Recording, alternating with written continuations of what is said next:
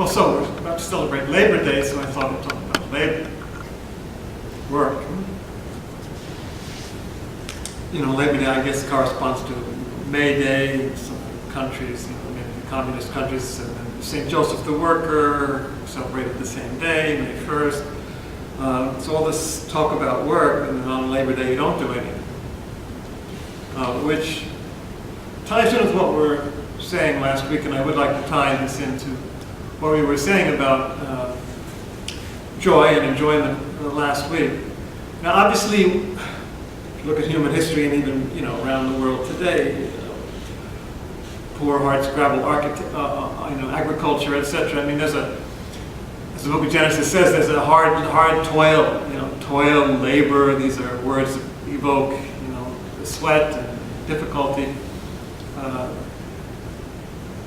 But I would imagine that, you know, even in demanding physical labor, there can and should be, at its best, you know, a certain mental and physical satisfaction, you know, in the exertion.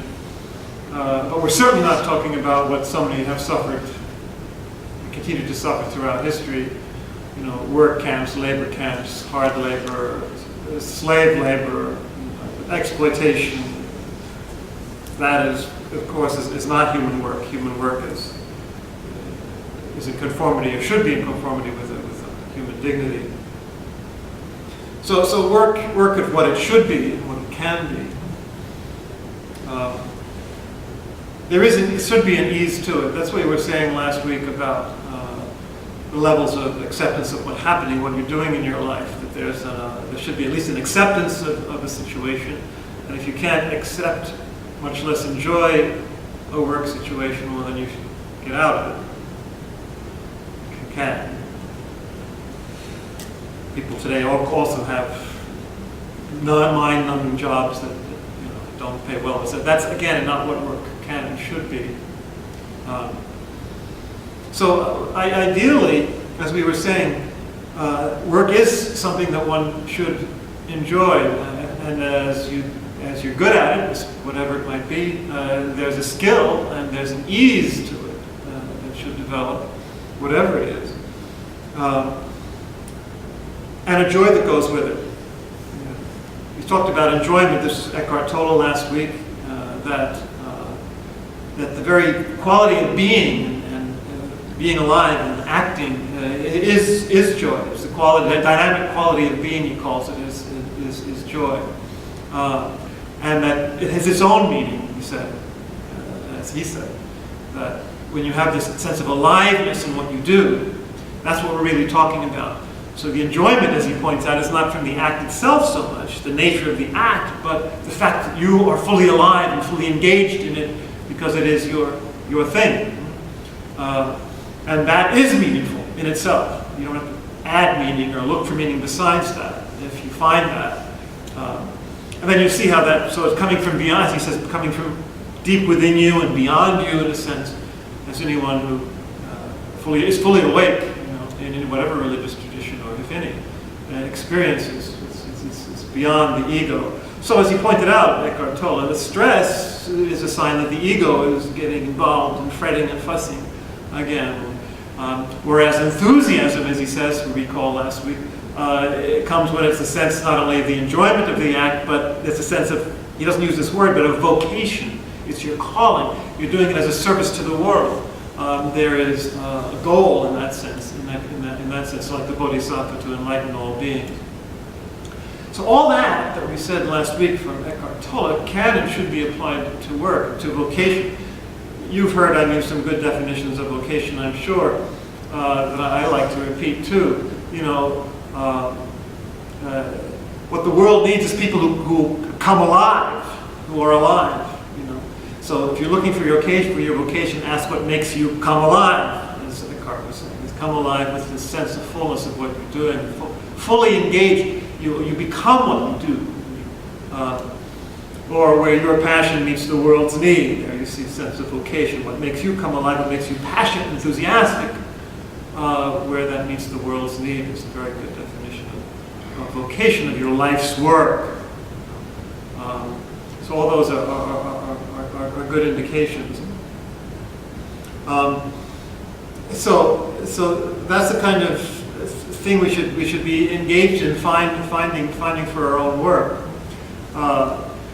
Applying this to religious work, or work as seen in a religious context, Buddhist and Christian, it's interesting to see some of the definitions or syntheses that they've come up with and see how it fits in with this notion of being, fully alive and fully awake. So, for example, the Christian Benedictine ideal of ora et labora, you're in your monastery. That means pray and work. So the monks would be singing the chants, they would be praying, and then they go out into the fields, Benedictines, Cistercians, those would go out into the fields and they'd work. Kind of like a balance, in other words, of inner and outer action and contemplation. Now, ideally, according to what we've just said, and even according to spirituality in whatever tradition, most deeply understood, it's not that you work here and then you pray here. No. I mean, you should be fully engaged and awake. There's not a dichotomy in what you're doing. So prayer should be work, work should be prayer, and that brings us, of course, to the Jesuit ideal, right? St. Ignatius saw very well that contemplative simul and actione contemplativus means you're contemplative in the very midst of action, which means you're fully awake, it's what it means. You're fully alive, you're fully aware. Just call it in the presence of God, or doing it for the right reason, all of that's included in the very midst of what you're doing. So it's not as if you're doing something and at the same time you're kind of standing back and being contemplative. No, you're really contemplative in action if you're fully awake and fully alive in all dimensions of your being, light and fire and everything else, in the very midst of your action. That's what we should be talking about.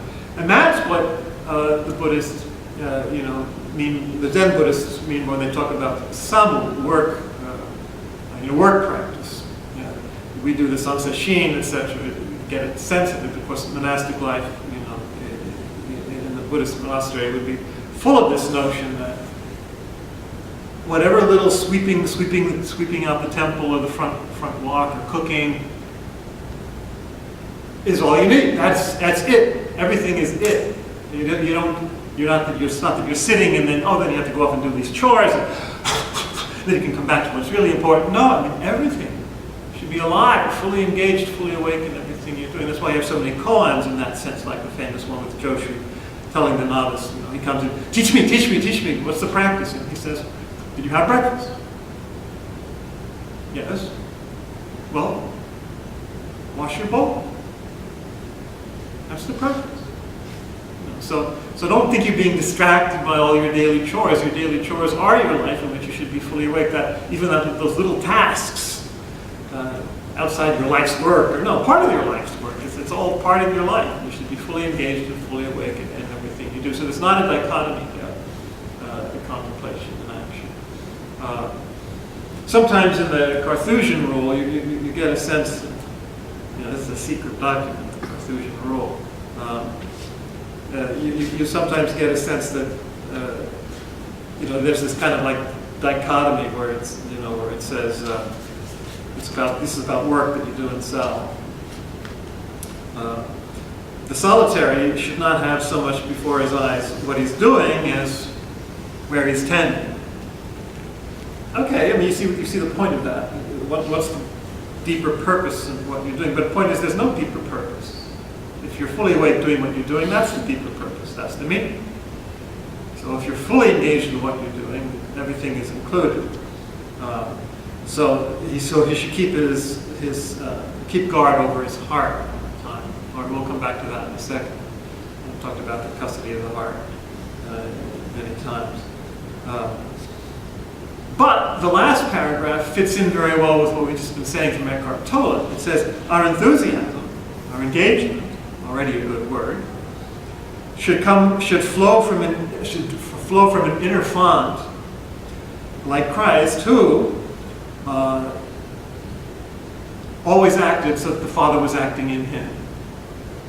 Which is another way of saying it's coming from a deeper source in you as you're doing, and that's where the enthusiasm comes from. So that's exactly what we mean here. And I think, and you talk about the work of God.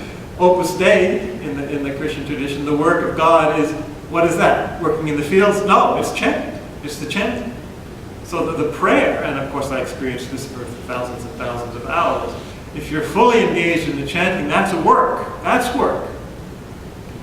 And Buddhist chant is the same thing. The Tibetan Buddhists, chanting that deep chant, for hours on end. This is the same kind of thing. It's a work in itself. So that's what I want to talk about a little bit now. We're talking about how, up to now, we're talking about how to make work contemplative. Well, what happens when the contemplation is also seen as a work? You can turn it the other way around and realize that contemplation is an action. So it's not just that action should be contemplative, but contemplation is itself an action. Thomas Merton used to say this, and it goes back to St. Thomas, the other Thomas Aquinas. It says, contemplation is the highest act of the human person. So even though the notion of, for example, quies or hesychia, these terms from Latin and Greek, which means the quiet of the soul, you're just perfectly at ease, perfectly at rest. Well, like God's rest, on the Sabbath, which is just a symbol, God's rest is actually his action, and rest is no distinction. So similarly, even though we use that word, it should be fully. It is an act at the same time, fully and our fullest act. Some of the symbols that are used, though, express this very well, and they open up some perspectives for us. My favorite passage, which is actually quoted in the Statutes, from the letter of St. Bruno about the contemplative life. He's actually writing to a friend who he's trying to lure into a monastery. He says, one of the things he says here is,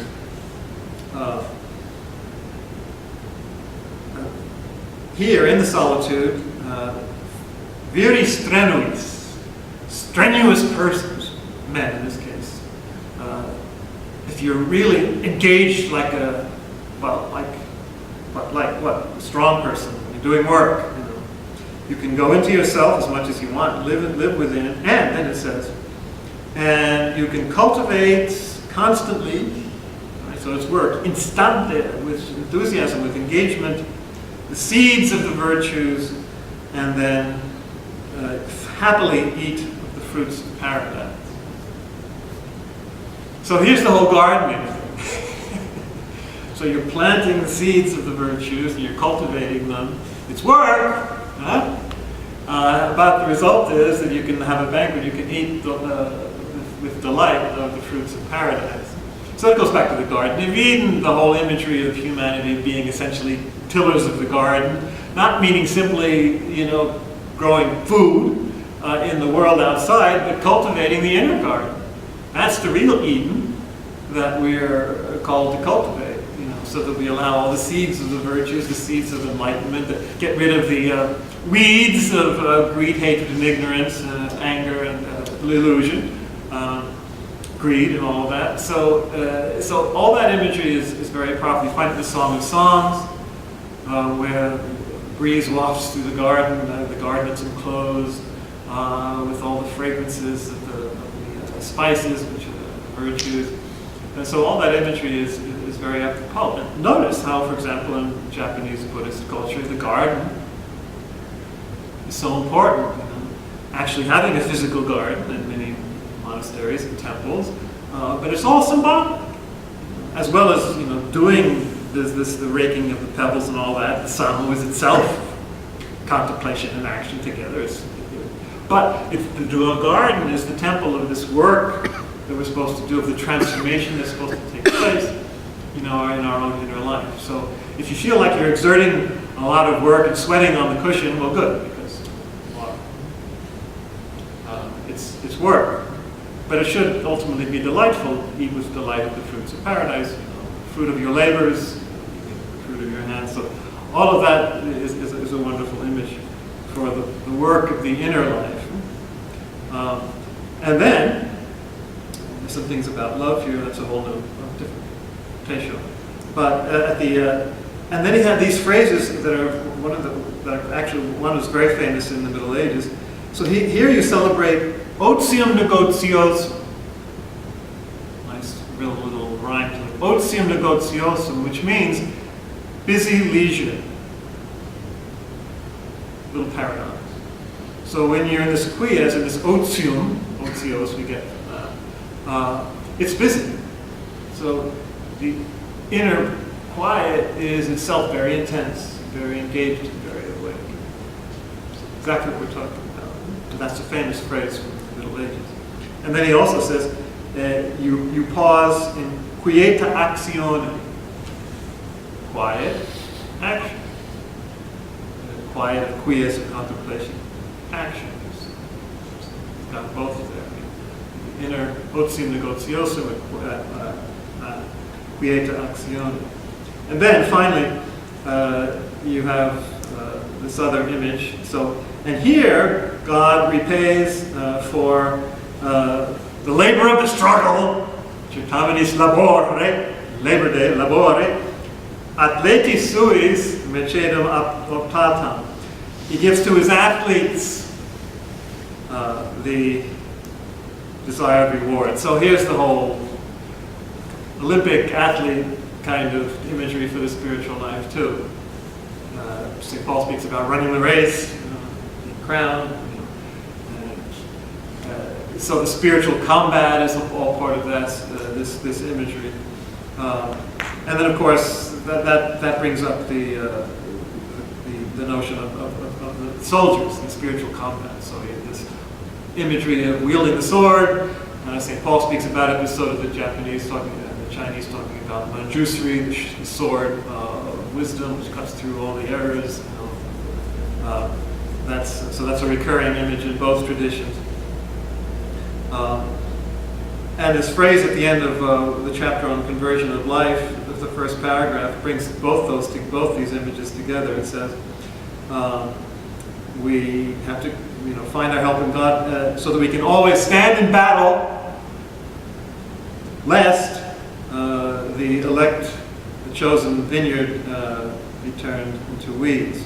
So both images are together. You fight to keep the vineyard. And you're the vine, I'm the vine, you're the branches, we're the garden, we're the tree of life, all of that, bearing fruit, hopefully. But we have to stand firm in battle. St. Ignatius of Loyola talked about the Jesuits, he loves all that military imagery since he was a show soldier himself.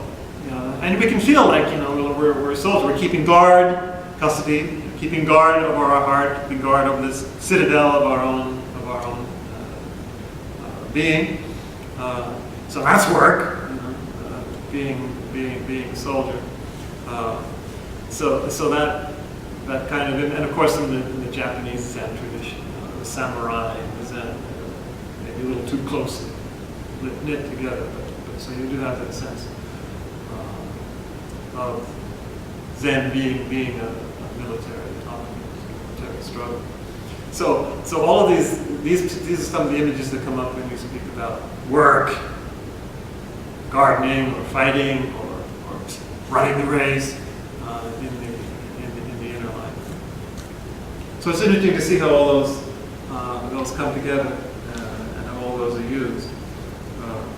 But especially the notion, whether you're talking about what seems to be more inner or what seems to be more outer, in whatever tradition you're talking about, the ideal really is, whatever you're doing, to be fully awake, fully engaged, fully alive, so that whatever you're doing is what it is, which should be full of joy, should be full of aliveness on all levels, light and fire, and energy on all levels. So any additions, comments?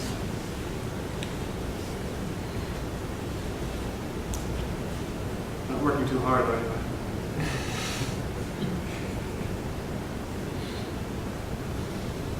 It's not